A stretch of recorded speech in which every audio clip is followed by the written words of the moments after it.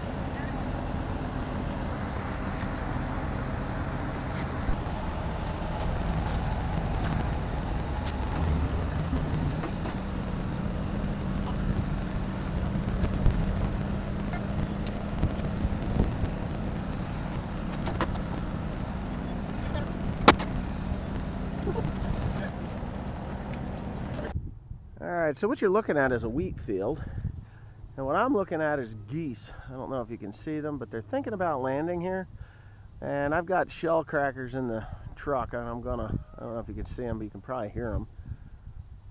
They're there. They're thinking about it, but this doesn't look like a wheat field, right? It's got a little bit of a green tint to it. If you get down here, it's all right there. It's all there. All of it. It's a wheat field. So this was planted a bit later, spun on. I mean, look, it's all purple. But if you look at the field, you just can't hardly tell it, but it is there. And I keep dropping this stupid phone. It's everywhere, just like I said it was. Yeah, they're thinking about it.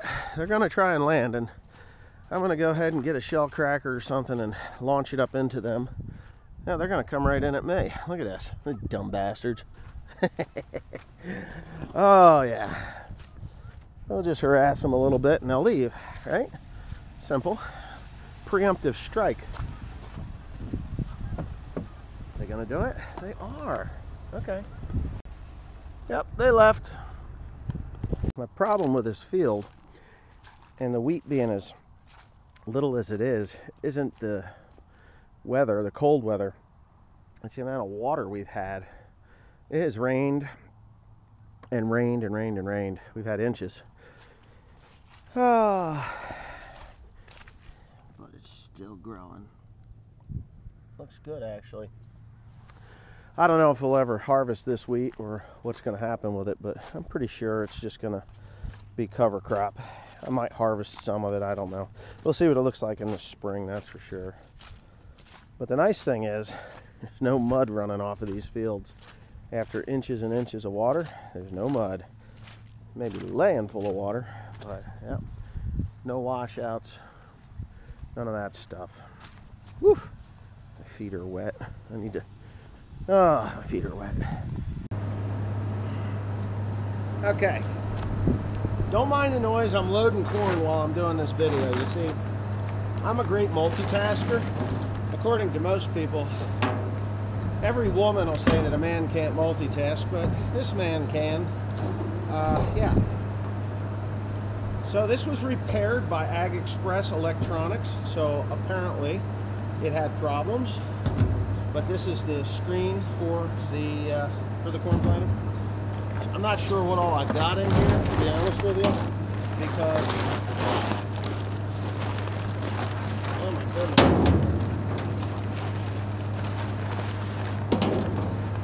There's a screen, and then there is a controller for that corn planter. Okay, so if you've never seen one of these, that's okay, because this is my first time looking at one as well. Let's just take a look here. We all know that serious injury or death can occur. This is this thing that screams at you and you turn them off. So you've got two different ways to work at this. I don't have the book. I don't think it might be in there. I'm not sure. You have plant and you have transport. You have mode auto, off, or manual. Right and left, right and left. Manual clutches, markers and wings. Manual clutch, markers, disengage. Okay, you can disengage. Center wheels, wing wheels, fold and latch. So I have no idea how this works. I really don't, but I'm pretty sure that I'm going to find out. And when I do find out, there's basically an isobus terminal, which obviously that plugs into, which is going to need to be cleaned up because that's pretty ugly. Yeah, nice that it fits a John Deere tractor. So that's what I've got there. Rows on and off. This thing has 4 clutches on it, though. I know it does. It doesn't have just 2 clutches. Right, off, left, off. Yeah, so you can shut them on and off, whether it's the right and the left. So there's 4, and that's the marker, right and left. You can make them work, which is nice. Fold, latch, off, center wheels, wing wheels. I'm not even sure how that works, but we will find out as we go along. And I'm pretty sure that that's everything. Nope, I got more. I got more. What the hell is in here? This is probably for the, yeah. What's this for? Okay. So this is for the 1 through 6. I'm not sure. We're going to find out. Looks like he's got all kinds of weird stuff in it. But this is probably, I mean, my thought process is that this is probably for the, that might be the wing clutches. No, this is for the fertilizer, because it has fertilizer. So I have to, it has in-furrow fertilizer, which is one of the main reasons I bought this thing, is for that in-furrow fertilizer. So I'm going to go ahead and get over this in a minute. I have to go check my corn going in, so give me a second. Alright, it said there's no SD card, but I know better. Anyways, I can't wait for the 21st of December. You know, the 21st of December is the shortest day of the year. You know why I can't wait for the 21st of December? Because every day after that, until I believe June 21st, is longer. And I just, once that sun goes down, it's like, oh, I just want to go home and go to bed. You know, I don't know why it is that way. I mean, I'm not depressed or anything. It's just like this internal clock. So in the summertime, when the sun doesn't go, you know, when it doesn't get dark until 9:20, you know, 9:30 doesn't start really dark. It's like, wow, you know, what are you talking about? It's still daylight. What do you mean you want to go home? What do you mean you want to go to the beach? What do you mean you want to do all this other shit? It's time to work, you know? But for me, not so much. I like this. I like sunlight, and when that sun is shining, oh, come on, you dog. What the hell?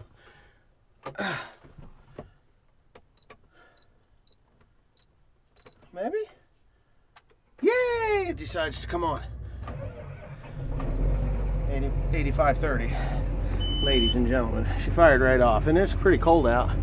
I think there's a temperature gauge on this thing somewhere. It is not 70 degrees. Where in the heck does it say? Well, it'll say somewhere what the temperature outside is, and it's below freezing. So what I'm doing is I'm pulling the Great Plains vertical tillage machine. I'm going to take that over to the shop, and I'm going to unfold it. I'm going to unfold it, and I'm going to start fixing that rolling basket that I screwed up. So Teresa hit that telephone pole when I first got this thing, like maybe the second field, the farm that she did, she hit the telephone pole. And I mean, I understand why, because this stupid rolling basket, and you can see it if you look back there, that rolling basket, the one on the left side, sticks up in the air about 18 inches longer than the one on the right. And I've caught sticker bushes and autumn olive trees with it, trying to get real close with the discs, and I should be just going the opposite direction, but I wasn't. And the last time I actually hit a walnut tree, because I have these reversed. I should just flip them around. Down is up and up is down for the wings, because these wings have to be engaged because they're active. So anyway, with that being said, I hit a walnut tree, broke the I broke the rolling basket mount again where I had welded it. So it's a good thing that we didn't go and pick up the parts when I was supposed to go and pick up the parts, because if I'd have picked up the parts when I was supposed to pick up the parts, I'd have had brand new parts that I would have had to replace already, and those brand new parts are, you know, a couple of $100. They're like $345 for those parts. So that's the deal there. So right now I'm just going to pull this ahead. The 4960, I'm putting air in the tire. I'm probably full now. I'm going to go ahead and shut that off, and yeah, move that tractor out of the way. All right, so here it is. Pulling it apart. It's a pain in the ass, but the nice thing about this one is they're on hydraulics. I can set the down pressure on these rolling baskets, which is a good thing, like a really good thing. So I can move it up and down, and of course here's the bend. This is where Teresa had broke it or bent it. I chopped it out and put that piece in there, welded it up, and you know, there it goes. Put it all back together again. But when I did it, I can't do it twice. It just looks stupid if I do. So my new part is there and there. You can see that I broke it off right where I welded it. It actually broke. It did break out the weld, but you know, is what it is. So this is the new piece. As you can see, if they had that webbing just a little bit farther, it probably wouldn't have broke. It would have just did something else. But anyway, yeah, so this is a new part. This was $345 for these, and that guy there, and it's pretty thick steel. I was kind of surprised. Looks like 3/16, which is probably what it is, but it's an odd size. They do on 1/4 inch, so it's like 3 1/4. But yeah, so I'm just going to finish popping those off, and I'll pop those U-bolts off, pop that one out, pull it over. That's fine. I'll take this off, and I'll get that guy out of there. Yeah, I'll get that guy off of there and off of here, put the new one on, and you know, Bob's your uncle. We're good. And Fanny's your Annie, right? Isn't that how it goes over in the UK? I'm pretty sure that this one is... No, it's not bent. It just had the illusion that it was bent. It might be bent just a tiny little bit, but it didn't break, so that's a plus. The thing that sucks is you can't use the impact gun because there's just no room to get in there. But I love this thing. This thing works really good.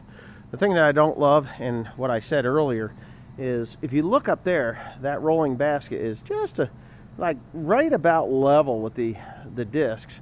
But if you look at it on this, here's level. That sticks out a foot, and then this sticks out another 6-8 inches. There's probably 1.5 to 2 foot of difference between this part and that part there. So when you're going along, you think you're going to get past it, because from the tractor seat you can pass it with the discs, but this bad boy's sticking way the hell out there, and that's what happens. So that's what happened to Teresa. That's not really what happened to me. What happened to me was I was supposed to fold it up to go through the fence row, and I clicked it up instead of down because I have it backwards.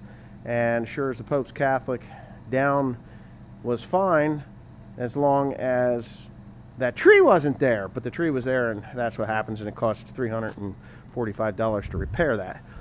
So anyways, I'm going to get on with it, and yeah, we'll put it together. Well, we got to finish up the video. So these are the parts that I put on, brand new. Bearing's okay, I think. I think it's going to be okay. Probably should get a couple more of these. These things pick up so much stuff. I got it really close there so it doesn't leave a ridge. Bought new U-bolts, but I didn't put them on. No need to. Yeah. So the big differences between the Turbo Max and the Turbo Till 2, I think there was another one. No grease fittings, all sealed bearings, and one of the big improvements was the down pressure on the rolling baskets, which is one of the main reasons why I bought this over any of the other ones, because the older machine had just the springs, and when you put it down, it was always down and you could never pick them up. So yeah, I like this a lot. And I would really love, and I mean I would really love, to be able to get 2 rolling baskets on this thing, but they don't make it. They're making it for the Turbo, TerraMax has a double rolling basket, but for the Turbo Max it's just a single. But when I do the